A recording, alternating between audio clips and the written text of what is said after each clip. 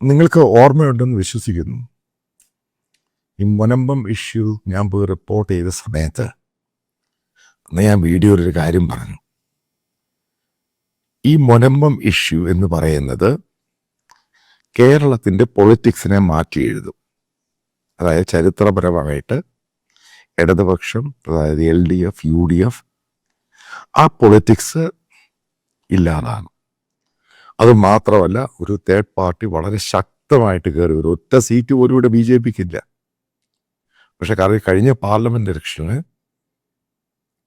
BJP വളരെ നിർണായകമായ vote പിടിച്ചു, ഒരു സീറ്റും പിടിച്ചു. അപ്പം അത് കഴിഞ്ഞിട്ട് ഈ LDFും UDFും കാണിച്ച ബ്ലണ്ടർ, അതായത് ഈ ഡിജിറ്റൽ സമയത്ത്, ഡിജിറ്റൽ ടൈമിൽ ഇത് ഓരോന്നും ആൾക്കാർ കണ്ടുകൊണ്ടിരിക്കുക. പക്ഷെ ഈ പറഞ്ഞ രണ്ട് പൊളിറ്റിക്കൽ പാർട്ടിക്കും ഇതിൻ്റെ ഡെപ്ത് മനസ്സിലായില്ല, എങ്ങോട്ടാണ് ഇത് പോകുന്നതെന്ന്. നിങ്ങൾ ശ്രദ്ധിച്ചു കാണും, ഈ മുനമ്പം ഇഷ്യൂ ആയിട്ട് വഖഫിൻ്റെ ബില്ലുമായിട്ട് ബന്ധം. അതിനുശേഷം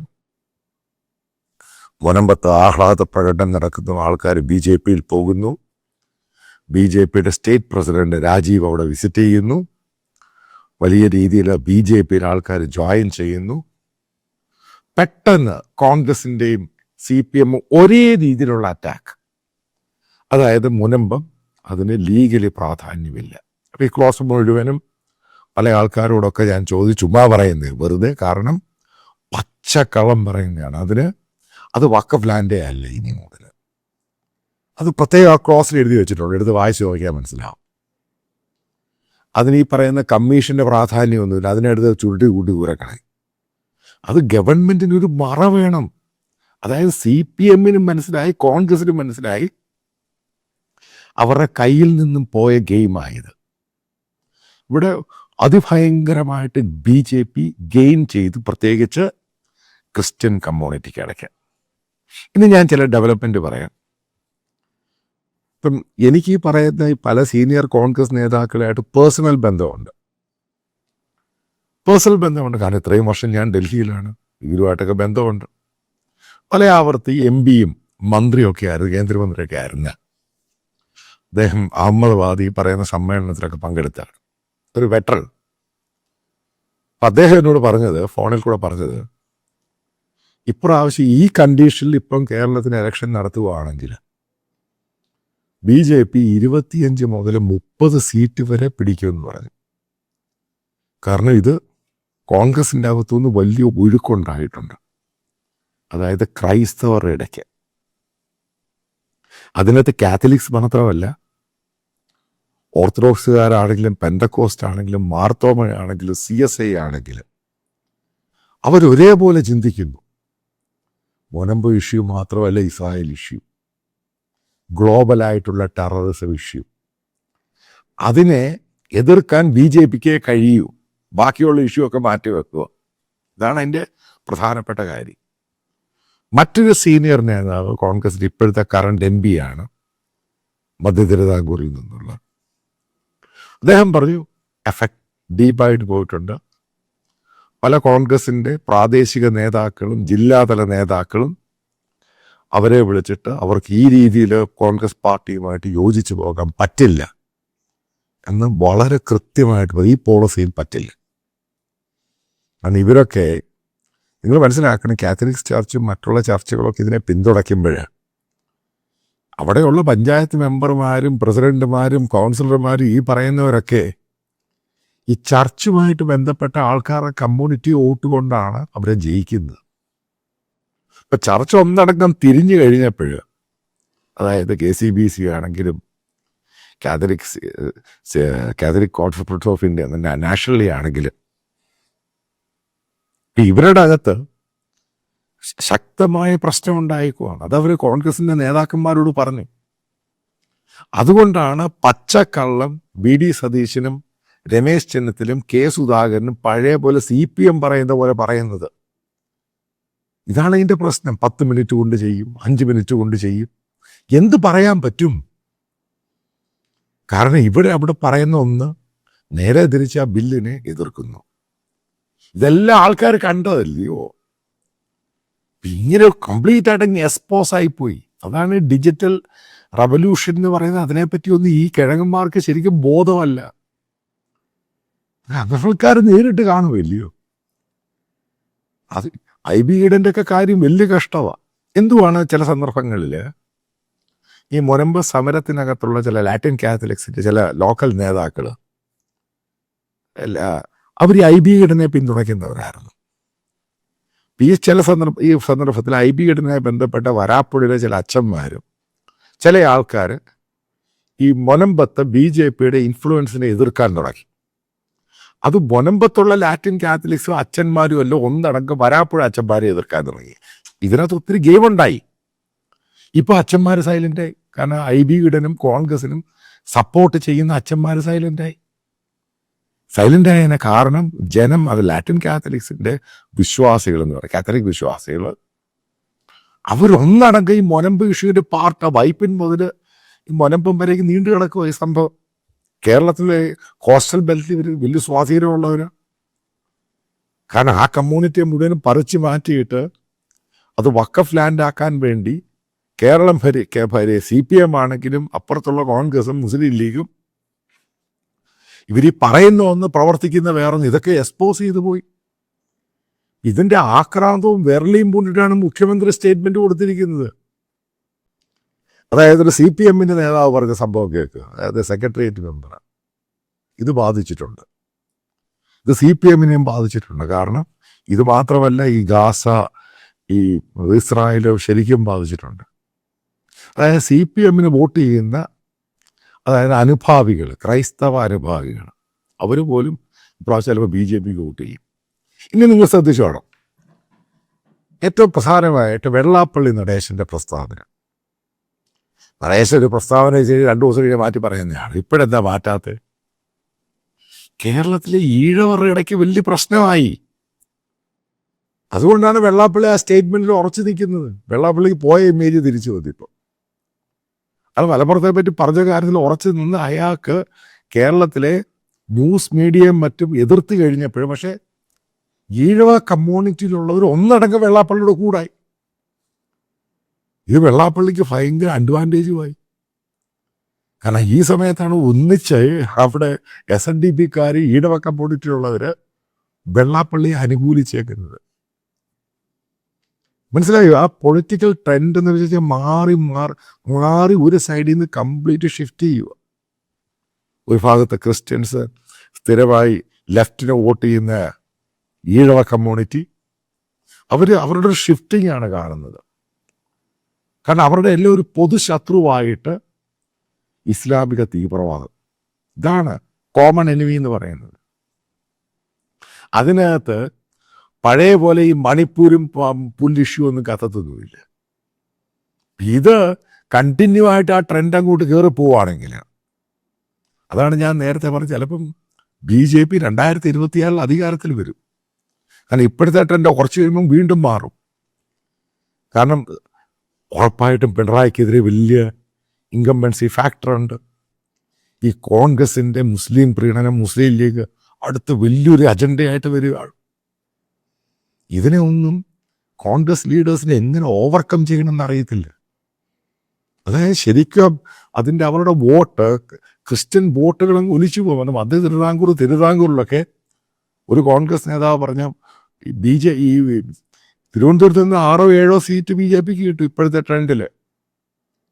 ഓരോ ഉദ്ദേശിക്കുന്ന സ്ഥലമല്ല, അവിടെയൊക്കെ സീറ്റുകൾ പോകും. അതായത് കയറി അടിച്ചിട്ടുണ്ട് ഈ സംഭവം, വല്ലാതെ കയറി ഡീപ്പായിട്ട് പോയി. അതാണ് അതിൻ്റെ ഏറ്റവും ഇവർ കിടന്ന് പേടിക്കുന്നത്. കാരണം രാഷ്ട്രീയക്കാർക്ക് എല്ലാ ചലനം അറിയാം. അല്ലെങ്കിൽ ഇത്രയും നാളും BJPക്കെതിരെ പറയാതിരുന്നത് ലെഫ്റ്റും കോൺഗ്രസും പെട്ടെന്ന് BJPക്കെതിരെ തിരിയാൻ കാരണം എന്തുവാ? ഇതാണ് റീസൺ. കാരണം അവരുടെ ആ തോന്നൽ മുഴുവനും അങ്ങ് മാറി. മൊനമ്പോ ഇഷ്യൂ പിന്നെ എല്ലാം മുമ്പോട്ട് കയറി വരുവാണ്. ഇത് എവിടെ കൊണ്ട് പ്രിവെൻറ്റ് ചെയ്യണമെന്ന് അവർക്ക് അറിയത്തില്ല. ഇവിടെ BJPയുടെ ലീഡേഴ്സ് മനസ്സിലാക്കേണ്ട, ഒരു കോൺഗ്രസ് നേതാവ് പറഞ്ഞ, അവർ പല കോൺസ്റ്റിറ്റ്യുവൻസിലും അവർ കാൻഡിഡേറ്റിനെ വെക്കുമ്പോൾ വളരെ കൃത്യമായിട്ട് നോക്കി നിൽക്കുവാണ്. ചിലപ്പോൾ ഇത് ഈ പറയുന്നതല്ല, ചിലപ്പോൾ അധികാരത്തിൽ വരുമെന്ന് പറഞ്ഞു. കാരണം അങ്ങനെ ഒരു ട്രെൻഡാണ്. കാരണം പല ആൾക്കാർക്കും കോൺഗ്രസ് സ്ഥിരമായിട്ട് വോട്ട് ചെയ്യുന്നവർക്കറിയാം, പ്രത്യേകിച്ച് കാത്തലിക്സ് കമ്മ്യൂണിറ്റി, ക്രിസ്ത്യൻ കമ്മ്യൂണിറ്റി, ഇനി ഒരു കാരണവശാലും വരാൻ പോകുന്ന 50 കൊല്ലത്തേക്ക് കോൺഗ്രസ് അവിടെ അധികാരത്തിൽ വരത്തില്ല. ആ പ്രിയങ്ക, രാഹുൽ, സോണിയാഗാന്ധി, വത്തിക്കാൻ, കണാപ്പും കോപ്പും ഒക്കെ അങ്ങ് പോയി. ഞാൻ പറയാം, ടേൺ അറൗണ്ട് ചെയ്തു. ഇതിനകത്ത് ഈ ഒരു സംഭവത്ത് ഭയങ്കര ക്രിസ്ത്യൻ കൺസോളിഡേഷനാണ് ഉണ്ടായേക്കുന്നത്. അതായത് ക്രിസ്ത്യൻ വോട്ടിൽ മാത്രം ജയിക്കുന്ന പല കോൺഗ്രസ് നേതാക്കളും, കേരള കോൺഗ്രസ്, ഇവരൊക്കെ ഭയങ്കരമായിട്ട് ഭയന്നിരിക്കും ഇപ്പോഴത്തെ ട്രെൻഡ്. അങ്ങനെ ഒരു വർഷം കൂടെ ഉള്ളു ഇലക്ഷൻ എന്ന് പറയുന്നത്, കേരള അസംബ്ലി ഇലക്ഷൻ. അതിന് മുമ്പ് പഞ്ചായത്ത് ഇലക്ഷൻ വരും. ഇതിനകത്ത് ടെസ്റ്റ് എന്ന് പറയുന്ന നിലമ്പൂരാണ്. അവിടെ ബി ജെ പിക്ക് സ്വാധീനമില്ലാത്ത മണ്ഡലമാണ്. അവിടെയാണ് ടെസ്റ്റ് നടക്കുന്നത് ബേസിക്കലി. അതിനുശേഷം അതിൻ്റെ ഫ്ലോ അങ്ങോട്ട് ഒഴുകും. അവിടെ ബി ജെ പി മനസ്സിലാക്കേണ്ട മാക്സിമം ക്രിസ്ത്യൻ കമ്മ്യൂണിറ്റിയുമായിട്ടും ഈഴവ കമ്മ്യൂണിറ്റിയുമായിട്ടും കൂടെ നിൽക്കുക. അതാണ് അവരുടെ സ്ട്രാറ്റജി എന്ന് പറയുന്നത്. ആ സ്ട്രാറ്റജിയിലാണ് ഇത് വർക്കൗട്ട് ചെയ്യുന്നത്.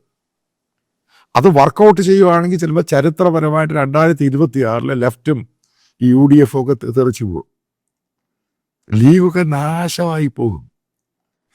ഇപ്പം വടക്കൻ മലബാറിലെ കുടിയേറ്റ മേഖലയുണ്ട്, പലയിടത്തും ലെഫ്റ്റും കോൺഗ്രസും ഒക്കെ ജയിക്കുന്നത്. അവിടെ ഒന്നും ഇവർ ഈ ലീഗ് മത്സരിക്കാറുണ്ട് പലയിടത്തും. അവിടെ നിന്ന് നിലം തൊടില്ല. കാരണം കുടിയേറ്റ കർഷകരുടെ ഇത് വലിയൊരു ഇഷ്യൂ ആയേക്കുക.